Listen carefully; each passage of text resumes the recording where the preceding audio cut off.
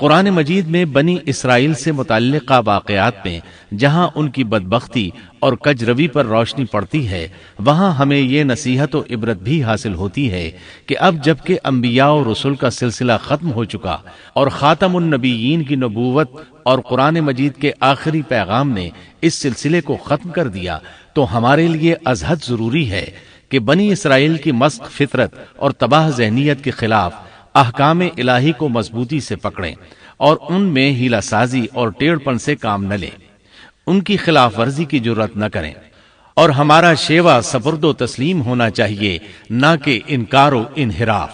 اسلام کے یہی اور صرف یہی معنی ہے۔ الیاس علیہ السلام کے بعد یسع علیہ السلام تشریف لائے۔ اللہ تعالیٰ نے ان کا ذکر سورۃ الانعام آیت 86 میں فرمایا ہے، وَإِسْمَاعِيلَ وَالْيَسَعَ وَيُونُسَ وَلُوطًا وَكُلًّا فَضَّلْنَا عَلَى الْعَالَمِينَ، اور اسماعیل کو اور یسع کو اور یونس کو اور لوط کو اور ان میں سے ہر ایک کو تمام جہان والوں پر ہم نے فضیلت دی۔ اسی طرح سورہ صاد آیت 48 میں فرمایا، وَاذْكُرْ إِسْمَاعِيلَ وَالْيَسَعَ وَذَا الْكِفْلِ وَكُلٌّ مِّنَ الْأَخْيَارِ، اور اسماعیل، یسع اور ذوالکفل کا بھی ذکر کیجئے، یہ سب بہترین لوگ تھے۔ یسع علیہ السلام بعض مورخین کے نزدیک ہارون علیہ السلام کی اولاد میں سے ہیں، اور بعض کے بقول یوسف علیہ السلام کی نسل سے ہیں، اور یہ الیاس علیہ السلام کے چچا زاد بھائی تھے۔ ان کے باپ کا نام عدی تھا، گویا آپ کا پورا نام یسع بن عدی علیہ السلام تھا۔ یسع علیہ السلام کے بارے میں بھی کسی اہل علم نے تفصیل بیان نہیں کی، صرف اتنا مذکور ہے کہ وہ پیغمبروں میں سے تھے۔ اللہ تعالیٰ نے ان کا قصہ ذکر نہیں فرمایا، نہ صحیح احادیث میں ان کے بارے میں کچھ ذکر آیا ہے، بس اسرائیلی روایات ملتی ہیں۔ یسع علیہ السلام الیاس علیہ السلام کے نائب اور خلیفہ تھے۔ چھوٹی عمر ہی سے ان کی رفاقت میں رہنے لگے تھے، اور ان کی وفات کے بعد اللہ تعالیٰ نے بنی اسرائیل کی ہدایت و رہنمائی کے لیے یسع علیہ السلام کو نبوت سے سرفراز فرمایا، اور انہوں نے الیاس علیہ السلام کے طریقے ہی پر بنی اسرائیل کی رہنمائی فرمائی۔ یہ معلوم نہیں ہو سکا کہ انہوں نے کتنی عمر مبارک پائی اور بنی اسرائیل میں کتنے عرصے تک حق تبلیغ ادا کیا۔ یسع علیہ السلام کی وفات کے بعد بنی اسرائیل بدحالی کا شکار ہو گئے، ان پر جابر حکمران مسلط ہو گئے، انہوں نے دین کو دنیا سے جدا کر دیا، ان حکمرانوں نے خوب ظلم کیا۔ بنی اسرائیل میں سے ہونے کے باوجود وہ بہت بڑے فاسق بن کر سامنے آئے، وہ لوگوں کو اپنا غلام بنا کر رکھتے۔ دوسری طرف بنی اسرائیل کئی مارکوں میں شکست سے دوچار ہوئے۔ بنو عمالقہ کے ساتھ ایک مارکے میں تو انہیں نہایت بری طرح شکست ہوئی، اور بنو عمالقہ نے بنی اسرائیل سے وہ تابوت چھین لیا جو کہ لکڑی کا تھا، اور وہ اس سے برکت حاصل کیا کرتے تھے۔ اپنے مارکوں اور لڑائیوں میں وہ اس کو ساتھ لے جایا کرتے تھے۔ جب بنی اسرائیل اس کو دیکھتے تو ان پر سکینت بھی نازل ہوا کرتی تھی۔ اس تابوت میں آل موسیٰ اور آل ہارون کے باقی ماندہ آثار تھے۔ کہا جاتا ہے کہ اسی میں موسیٰ علیہ السلام کے صحیفے اور تورات کی تختیاں تھیں۔ موسیٰ علیہ السلام کا عصا بھی تھا، آپ کے کپڑے بھی محفوظ تھے۔ اسی طرح ہارون علیہ السلام کی کچھ نشانیاں بھی تھیں، بلکہ ایک روایت میں تو یہ بھی ہے کہ اس میں آسمان سے نازل ہونے والا من و سلوہ کا مرتبان بھی تھا جو وہ وادی تیہ میں کھاتے رہے تھے۔ بہرحال یہ صندوق اس مارکے میں ان کے ہاتھوں سے نکل گیا، اس پر بنو عمالقہ نے قبضہ کر لیا۔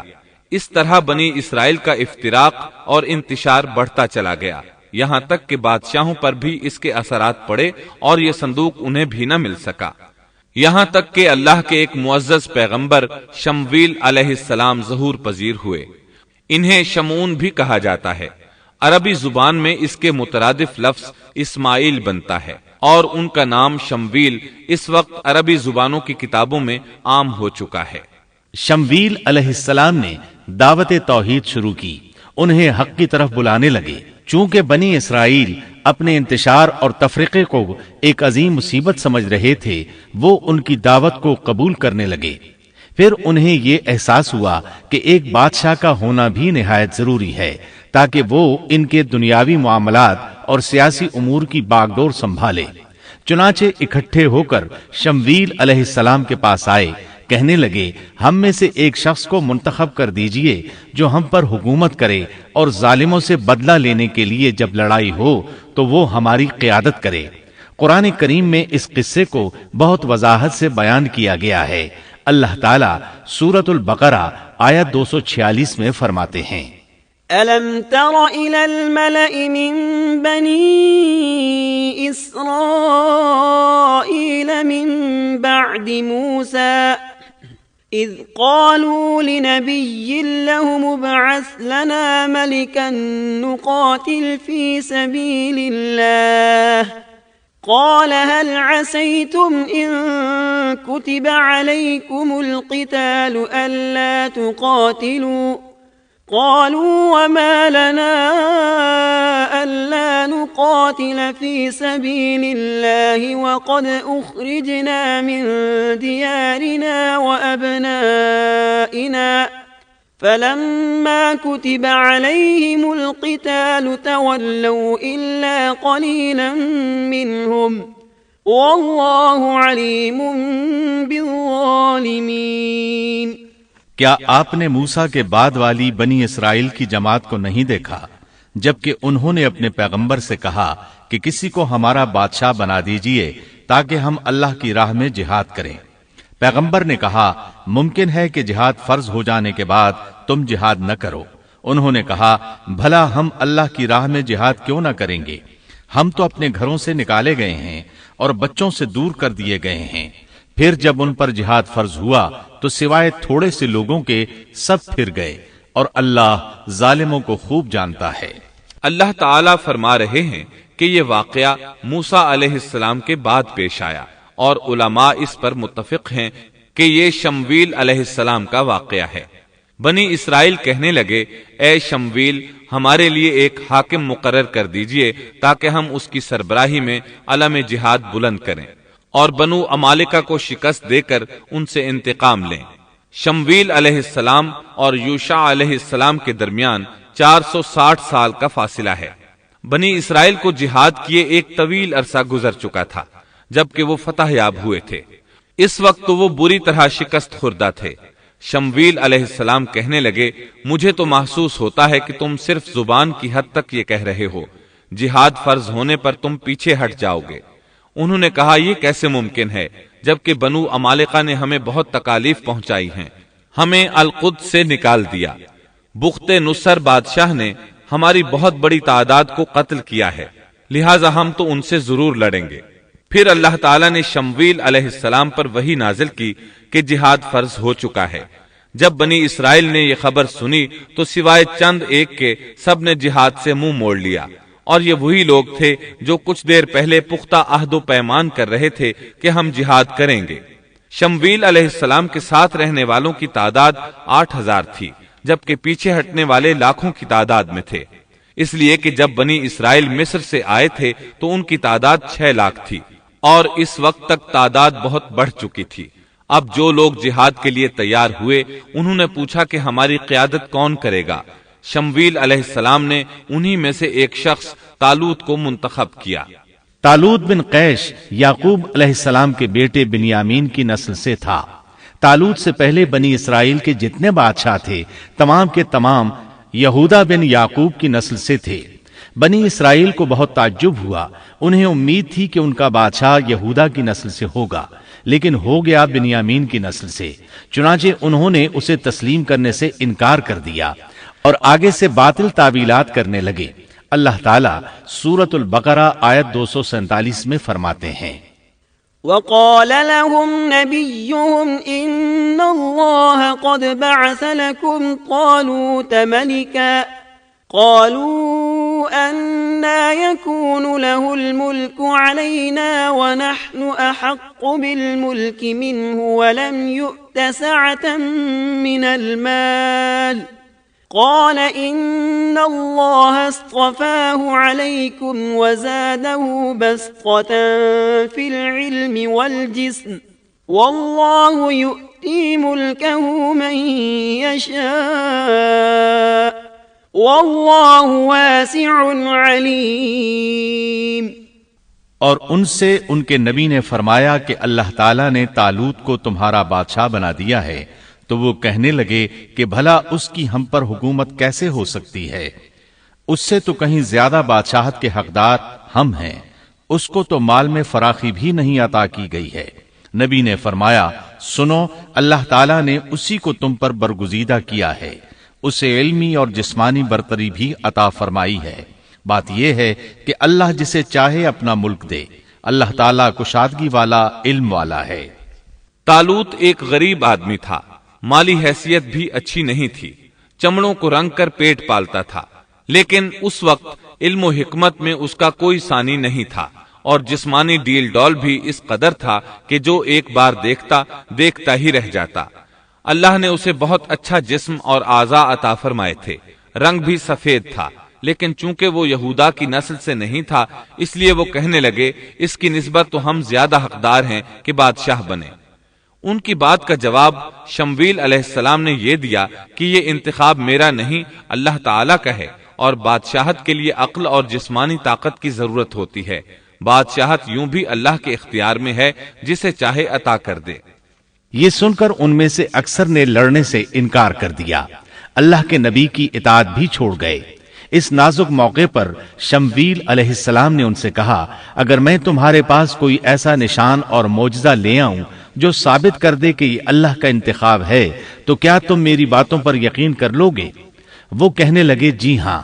چنانچہ اللہ نے انہیں ایک معجزہ عطا فرمایا۔ اس کا ذکر سورۃ البقرہ آیت 248 میں آیا ہے۔ وقال لهم نبيهم إن آية ملكه أن يأتيكم التابوت فيه سكينة من ربكم وبقية مما ترك آل موسى وآل هارون تحمله الملائكة إن في ذلك لآية لكم إن كنتم مؤمنين۔ ان کے نبی نے ان سے پھر کہا کہ اس کی بادشاہت کی ظاہری نشانی یہ ہے کہ تمہارے پاس وہ صندوق آ جائے گا جس میں تمہارے رب کی طرف سے دل جمعی ہے، اور آل موسیٰ اور آل ہارون کا بقیہ ترکہ ہے، فرشتے اسے اٹھا کر لائیں گے۔ یقیناً یہ تو تمہارے لیے کھلی دلیل ہے اگر تم ایماندار ہو۔ اس آیت میں اللہ تعالیٰ نے شمویل علیہ السلام کی نبوت اور طالوت کی بادشاہی ثابت کرنے کے لیے نازل ہونے والے معجزے اور علامات کا ذکر کیا ہے، یعنی وہ تابوت جسے بنو عمالقہ نے چھین لیا تھا وہ واپس آ جائے گا اور فرشتے اسے اٹھا کر لائیں گے۔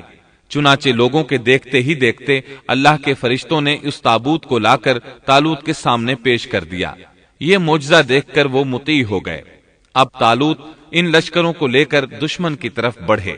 اللہ تعالیٰ سورۃ البقرہ آیت 249 میں فرماتے ہیں، فلما فصل طالوت بالجنود قال إن الله مبتليكم بنهر فمن شرب منه فليس مني ومن لم يطعمه فإنه مني إلا من اغترف غرفة بيده فشربوا منه إلا قليلا منهم۔ جب طالوت لشکروں کو لے کر نکلے تو کہا، سنو، اللہ تمہیں ایک نہر سے آزمانے والا ہے، جس نے اس میں سے پانی پی لیا وہ میرا نہیں، اور جو اسے نہ چکھے گا وہ میرا ہے۔ ہاں، یہ اور بات ہے کہ اپنے ہاتھ سے ایک چلو بھر لے، لیکن سوائے چند کے باقی سب نے پانی پی لیا۔ جب طالوت نے سفر شروع کیا تو راستے میں ایک نہر آ گئی، ادھر لشکر پیاسا تھا۔ اللہ تعالیٰ نے اس کے ذریعے مخلص لوگوں کو الگ کرنے کے لیے ایک امتحان لیا۔ یہ نہر اردن تھی، فلسطین اور اردن کے درمیان رواں دواں تھی بھی وہ دونوں کے قبضے میں۔ آزمائش اور امتحان کے لیے حکم یہ ہوا کہ باوجود سخت پیاس کے پانی کو استعمال نہ کرنا، صرف ایک چلو بھر کر پینے کی اجازت تھی، اور جو شخص سیر ہو کر پیے گا وہ آپ کے ساتھ نہیں جا سکے گا۔ جب وہ گزرنے لگے تو چند ایک نے ایک چلو پانی لیا، باقی سب نے زیادہ پانی پی لیا اور اس آزمائش میں ناکام ہو گئے۔ کامیاب ہونے والوں کی تعداد صرف اور صرف 313 تھی۔ صحیح بخاری میں سیدنا برا بن عازب رضی اللہ عنہ سے روایت ہے کہ ہم اصحاب محمد صلی اللہ علیہ وسلم آپس میں یہ باتیں کیا کرتے تھے کہ غزوہ بدر میں شریک ہونے والوں کی تعداد طالوت کے ساتھیوں کے برابر تھی۔ اللہ تعالیٰ سورۃ البقرہ آیت 249 میں فرماتے ہیں، فلما جاوزه هو والذين آمنوا معه قالوا لا طاقة لنا اليوم بجالوت وجنوده قال الذين يظنون أنهم ملاقو الله كم من فئة قليلة غلبت فئة كثيرة بإذن الله واللہ مع الصابرین۔ طالوت مومنوں کے ساتھ جب نہر سے گزر گئے تو وہ لوگ کہنے لگے، آج تو ہم میں طاقت نہیں کہ جالوت اور اس کے لشکروں سے لڑیں، لیکن اللہ سے ملاقات پر یقین رکھنے والوں نے کہا، بسا اوقات تھوڑی سی جماعتیں بڑی اور بہت سی جماعتوں پر اللہ کے حکم سے غلبہ پا لیتی ہیں، اور اللہ تعالیٰ صبر کرنے والوں کے ساتھ ہے۔ جالوت کا لشکر بہت بڑا تھا، جبکہ طالوت کے ساتھ صرف 313 آدمی تھے۔ یہ صورتحال دیکھ کر بنی اسرائیل گھبرا گئے، بولے ہم تو تعداد میں بہت تھوڑے اور نہایت کمزور ہیں، کس طرح ان سے جہاد کر سکتے ہیں؟ لیکن ان میں سے کچھ لوگ نہایت پارسا اور اللہ پر یقین رکھنے والے تھے۔ یہ اور شمویل علیہ السلام دوسروں کا حوصلہ بڑھانے لگے، آخر وہ لڑائی پر تیار ہو گئے، مقابلہ ہوا۔ ولما برزوا لجالوت وجنوده قالوا ربنا افرغ علينا صبرا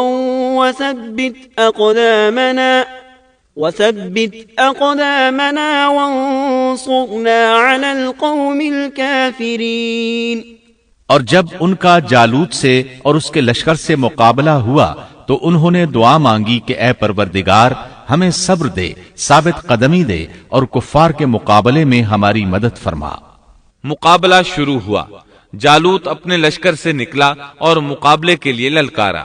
یہ بہت طاقتور تھا، اس کا پورا بدن اسلحے سے لیس تھا۔ مسلمان اسے دیکھ کر ڈر گئے۔ طالوت نے اپنے ساتھیوں سے کہا، کون اس کے مقابلے میں نکلے گا؟ سب خاموش رہے۔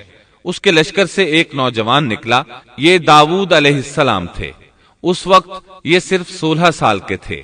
یہ رسی میں پتھر باندھ کر اس کو گھما کر پھینکنے کے ماہر تھے۔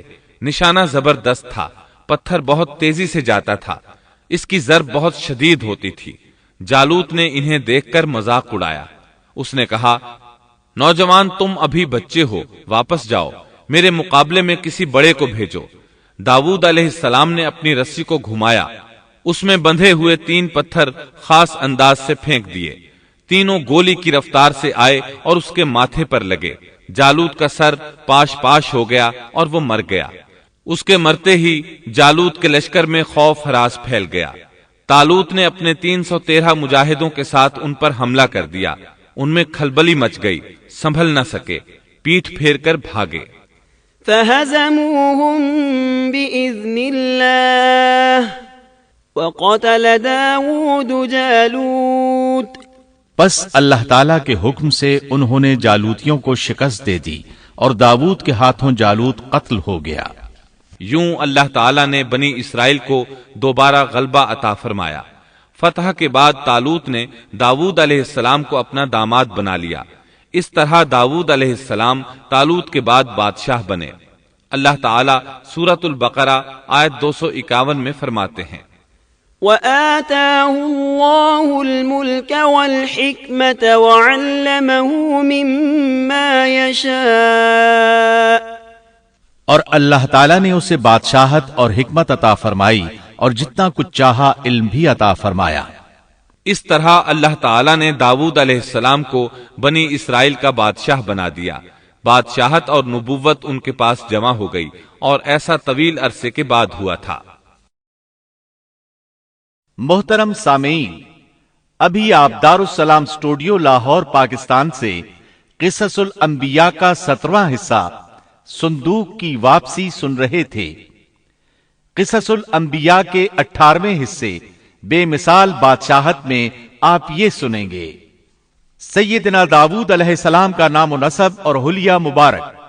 سیدنا داؤد علیہ السلام پر انعامات ربانی کی بارش، 2 بھائیوں کا جھگڑا اور سیدنا داؤد علیہ السلام کا فیصلہ، ہاتھ سے کام کرنے کی فضیلت اور بادشاہت کے باوجود سیدنا داؤد علیہ السلام کا ہاتھ سے کام کرنا، سیدنا داؤد علیہ السلام کی عمر اور وفات کا تذکرہ، سیدنا سلیمان علیہ السلام کا سیدنا داؤد علیہ السلام کا جانشین بننا، ہوا اور جنات پر سیدنا سلیمان علیہ السلام کی حکمرانی، سیدنا سلیمان علیہ السلام کے شاہکار فیصلے، ہدہد کی غیر حاضری اور ملکہ بلقیس کا واقعہ، جنات کے ذریعے بیت المقدس کی تعمیر اور بیت المقدس کی فضیلت، سیدنا سلیمان علیہ السلام کی وفات اور مسئلہ علم غیب کی وضاحت،